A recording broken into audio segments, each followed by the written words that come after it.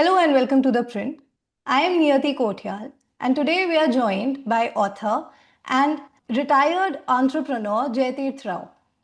Sir is a columnist with The Print, and today we are going to talk about the slow decline of West Bengal and of Kolkata city, as has become apparent after the whole debacle that we've witnessed earlier this month with the Messi goat tour.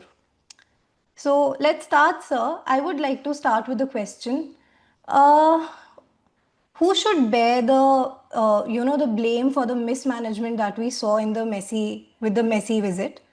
Is it the government or the private organizations? Where does the blame lie? See, I think that's an appropriate question, but it's also in the context of my column a tad irrelevant because what I am arguing is that irrespective who was the organizer who screwed up, the fact is that there is an underlying malaise of inefficiency in Calcutta and in Bengal because that, I don't know who was the private sector organizer in Hyderabad, we don't know. But there the event went off perfectly tip top. So that tells you something about an underlying problem in Bengali and Calcutta society and their economy and their body politic. That's my argument. Yes, technically, it's the organizer who did a bad job. But, net net, it simply shows that the place is not in good shape. So, do you think it's a social problem then? The people, The is it the long people voted? historic social, cultural, economic problem. Hmm. I am most interested in the economic effects of the social and cultural problem. It's a long one, it's not recent, and it's been going on for several decades. And this only shows up what has happened. So, you write in your column that Bengal is committing intellectual suicide on an industrial scale. What does that mean then in that context, since we're talking about Many years ago, in a speech in Delhi, Naipaul said, and I was sitting in the audience, that by adopting communism, Bengal committed intellectual suicide. And Naipaul, remember, was one of the great admirers of the Bengal Renaissance of Tagore and Vivekananda and Ram Mohan Roy and Ishwar Chandra Vidyasagar and Aurobindo and all those people. But he said that, and that has stuck in my head. It seems to me, and that was, I don't know, 20 odd years ago that he made that statement, that over the next couple of decades, this has now become intellectual suicide on an industrial scale. That's what I meant. I was kind of plagiarizing or half plagiarizing Naipaul, although I did attribute it to him. I didn't claim that I had come up with that phrase. But the industrial scale part was mine. It's not just isolated events. It seems to be holistic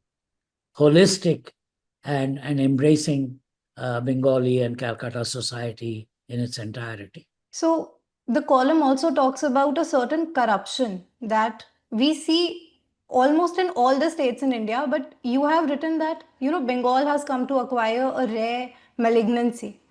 What is setting the situation of Bengal apart from all the other That states? is the interesting thing. It's not as if there isn't corruption in Tamil Nadu Yeah. or in Gujarat. We all know that on a day-to-day basis, Tehsildar's office in every part of India is corrupt. But nevertheless, they're able to get FDI, they're able to get domestic investment, they're able to create jobs. Tamil Nadu and Gujarat, both of them, they have created so many jobs that they're attracting people from other states, which, by the way, Calcutta 100 years ago used to attract. A lot of people from other states, Odisha, Bihar, even Tamil Nadu, Andhra used to go to Calcutta to work. Now it's the reverse. all Bengali talent is leaving Bengal. So even though there may be corruption, this level of what I call malignancy of the corruption hasn't happened in other states. And I end my article by saying, don't other states should not get cocky and think this cannot happen to them. What has happened to Bengal could happen to them. So they should learn lessons of what to avoid. So why do you think, it's still there? Why do you think? Why do I think? I think it starts with a neglect and an assault on the economic foundations. I mentioned this. Bengalis are very proud of Tagore, and they should be. We all should be. But the Tagore family, entire Rabindranath, Gagnendranath, Abnindranath, whatever, all their great artistic achievements and so on, they never worked. They never worked in a factory or in an office, any of them. They were just artists.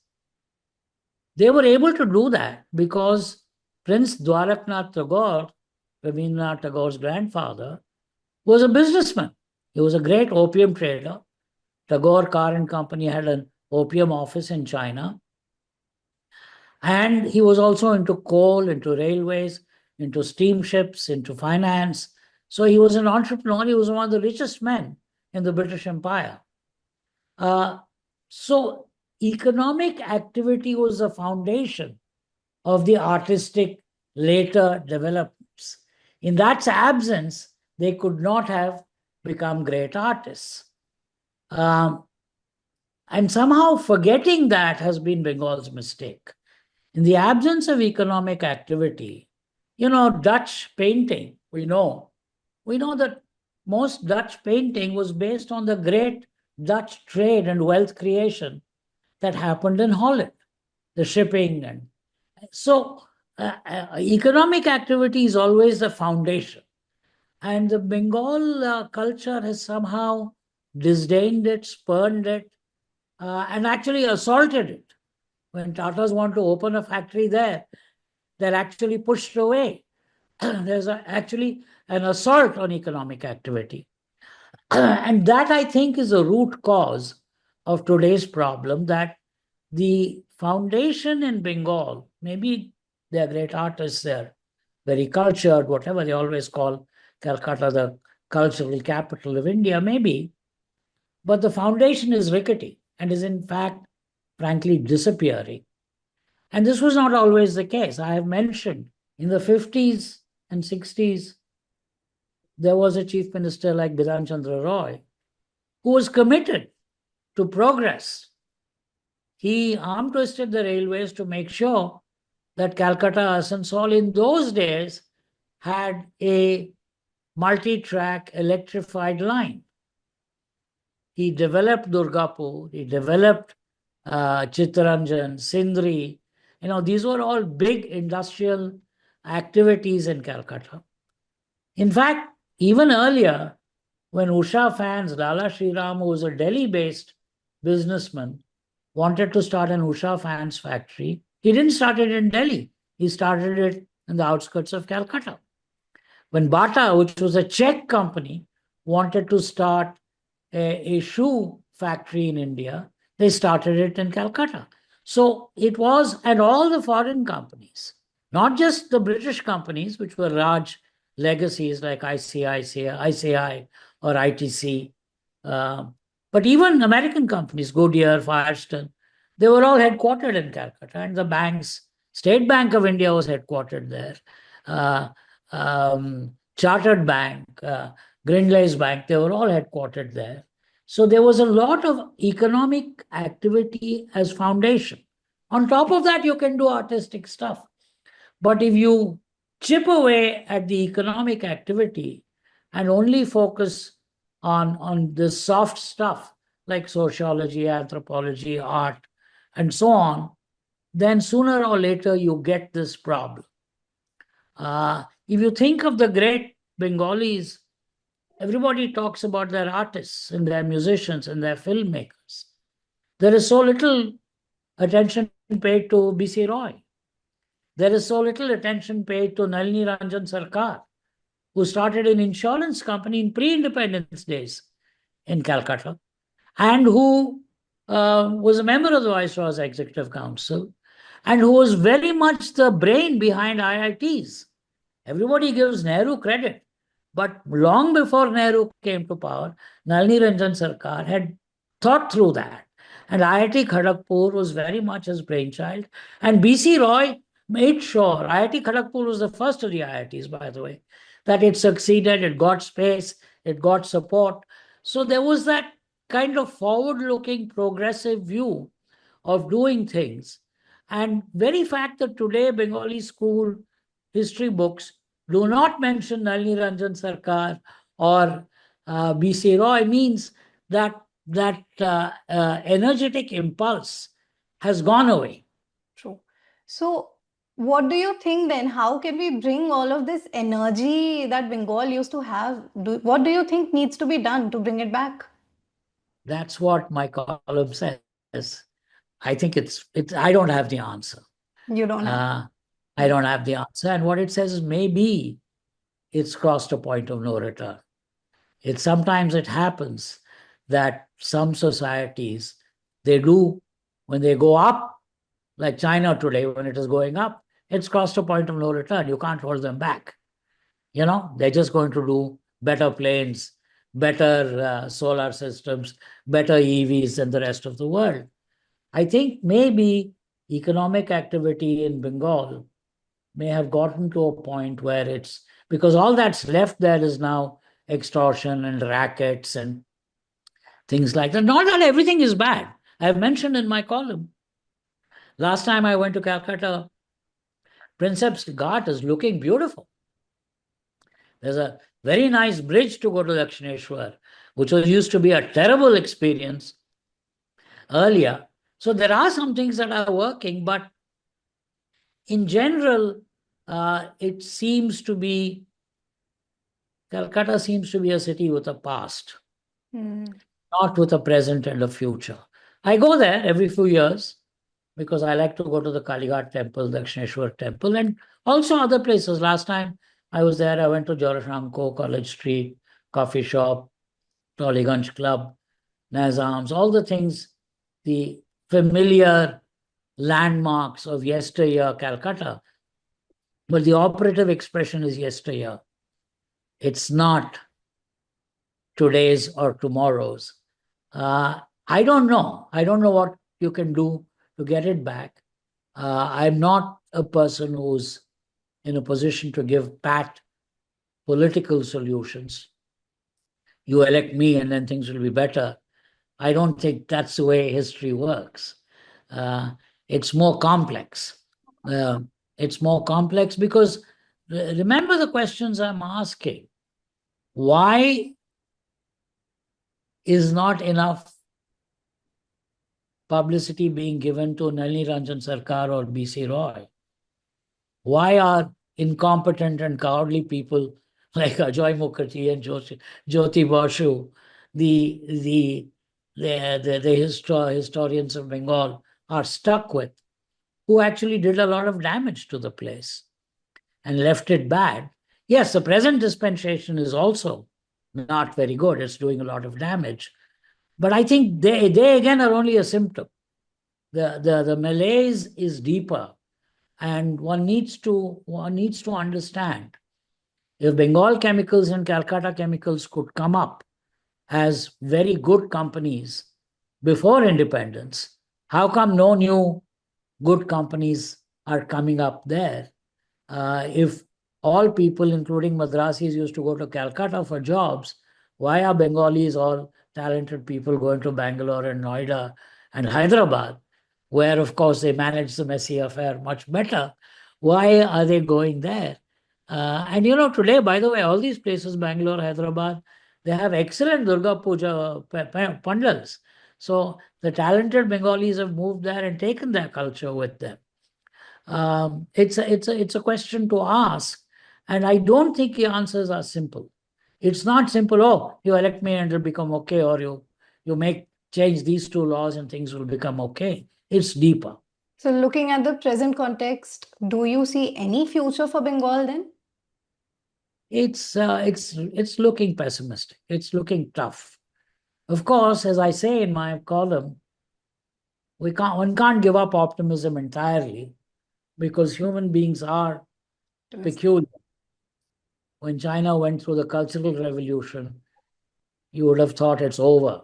This place is going to degenerate again into warlords and civil war.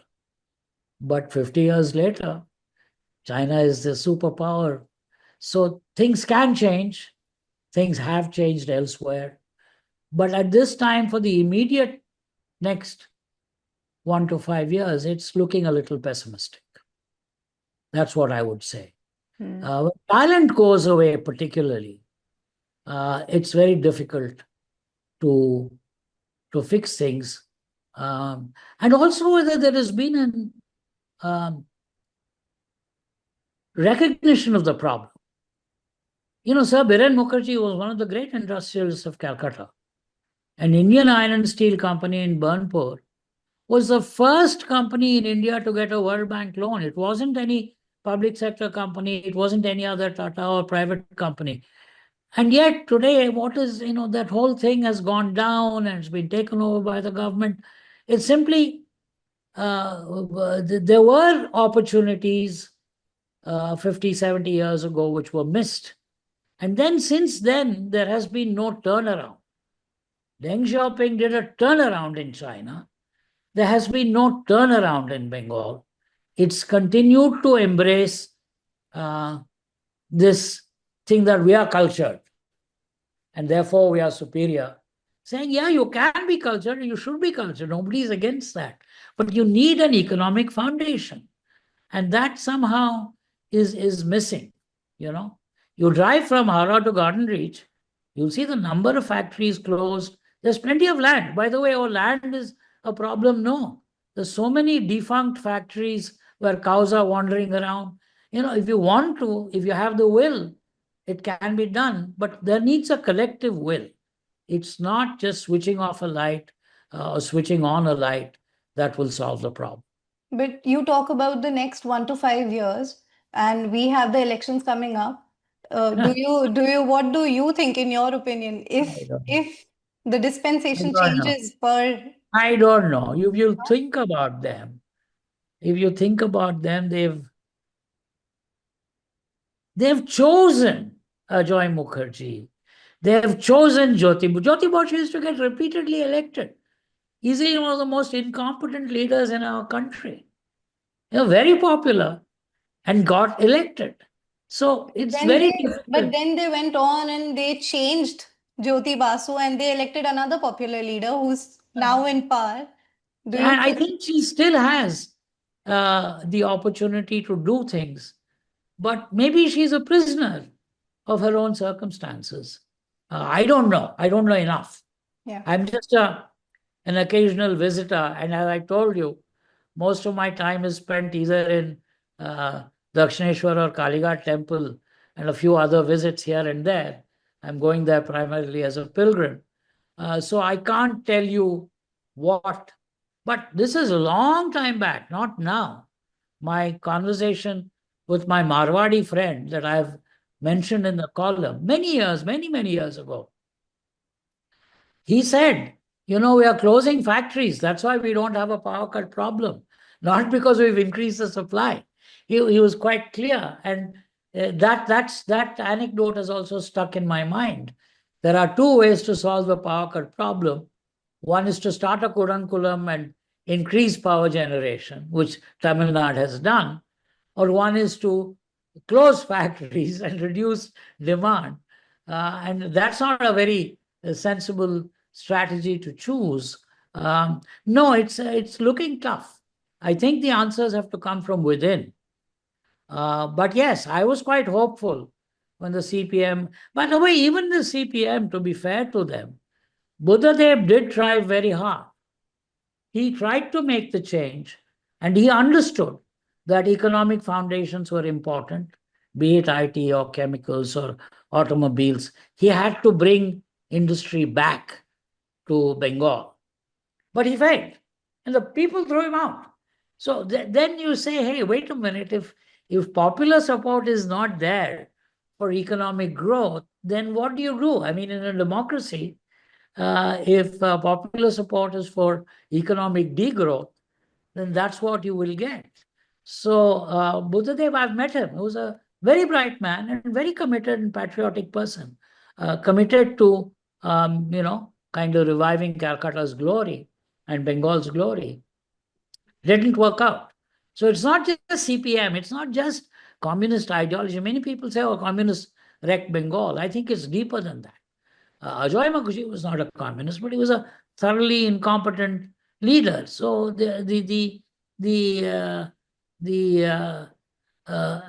Siddharth Shankar Rai was a tough fellow, but was not again committed to economic growth the way a BC Roy was. And that's one of the things that happens when leadership fails you, and when the collective, for some reason, don't want growth. They just want redistribution through terrorism and thuggery and rent seeking all the time. Then you have a problem. But again, incidentally, by the way, you look at the numbers, Bengali agriculture hasn't done too badly. Their yields per hectare and all are quite okay.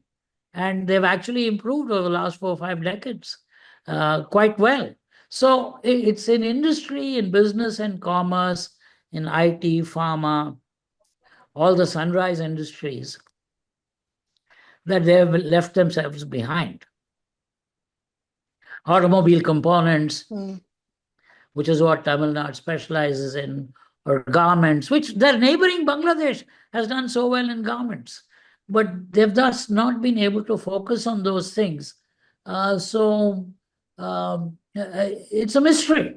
And, the purpose of my column is not to answer questions, but is to raise issues so that we all get sensitized to it and start thinking about it. And we don't need to simply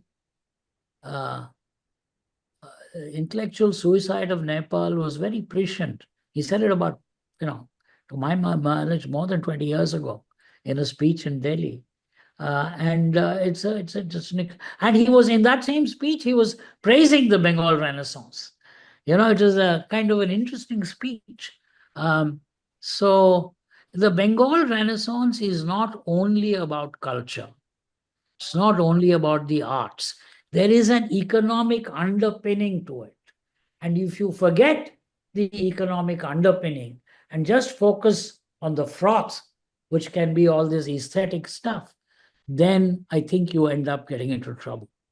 Would a Lala Shriram start a factory in Calcutta today? The answer is no way. So a Sabyasachi alone cannot save the fate of Bengal. Yeah, I just think artistic stuff is very good, but you need to have economic underpinnings. You can't every year have 5 companies leave the place and think that this is going to work out. They have to address it. Now, how they will one election sort it out? I don't know. It's happened before. One man Deng changed the direction of China. It's not impossible. It's happened before. But it's not that easy to predict these things. And for the present moment, you don't foresee a good... I'm a little pessimistic. And to me, these RG Car and this Messi and all, they're just symptomatic of the problem there. I read Jaithirth Rao and the Times regularly. They were all Calcutta intellectuals here. Akbar, they were all fellows. JS was a paper that used to come out of Calcutta. So where is it now? It's kind of, everybody is a Prabhashi. There's nobody in Bengal itself of talent. They've all become Prabhashis. Prabhashi is the Bangla word for Bengalis who live outside Bengal. So when talent migrates, I think you have a problem. Well, thank you so much for your time, sir. Not at all. I don't want to be too pessimistic because I think we are human beings and we should be optimistic. There might be a way out, and if other societies have done stuff, there's no reason to believe Bengal won't. But it's looking hard. It's not easy. Let's put it this way. One can be optimistic, but not pretend that it's going to be easy. On All that, right. on that pragmatic note, All this right. was, thank you so much for your time. This was Niyati Kothiyal. Keep watching The Print.